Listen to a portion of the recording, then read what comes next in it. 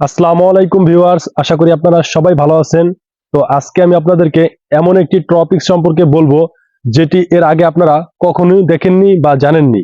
তো আপনারা যদি আমার ইউটিউব চ্যানেলের নতুন দর্শক হয়ে থাকেন, অবশ্যই চ্যানেলটিকে সাবস্ক্রাইব করবেন এবং পাশে থাকা বেল আইকনটি অল সিলেক্ট করে দিবেন। তো বন্ধুরা, কথা না বাড়িয়ে ভিডিওর মূল টপিকে চলে যাই। তো আজকের ভিডিওটি হচ্ছে আপনারা কিভাবে আপনাদের ফোনের রিংটোন চেঞ্জ করবেন। তো রিংটোন কিন্তু অনেকে চেঞ্জ করতে পারে না, যারা চেঞ্জ করতে পারেন না তাদের জন্য আজকের এই ভিডিওটি। তো বন্ধুরা, তার জন্য আপনাকে প্রথমে সরাসরি আপনার ফোনের সেটিংসে চলে যেতে হবে। সেটিংসে যাওয়ার পরে আপনি এখান থেকে স্ক্রল করে নিচে যাবেন। স্ক্রল করে নিচে যাওয়ার পরে দেখতে পারবেন এখানে লেখা আছে যে রিংটোন সাউন্ড এন্ড ভাইব্রেশন।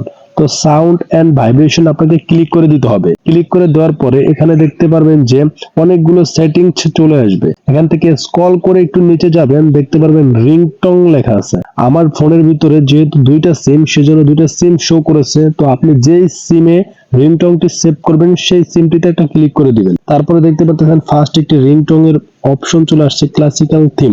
এখান থেকে আপনার মন মতো করে যতগুলো রিংটোন আছে চেঞ্জ আপ করে আপনি ব্যবহার করতে পারবেন। তো আমি একটা সেট করে দিলাম, আপনারা ওইভাবে সেম সেট করে দিবেন, তাহলে কিন্তু রিংটোনটি চেঞ্জ হয়ে যাবে। তো এই ছিল আজকের ছোট্ট একটি ভিডিওটি যদি আপনাদের সবার কাছে ভালো লাগে তাহলে অবশ্যই চ্যানেলটি সাবস্ক্রাইব করবেন এবং পাশে থাকা বেল আইকনটি অল সিলেক্ট করে দিবেন।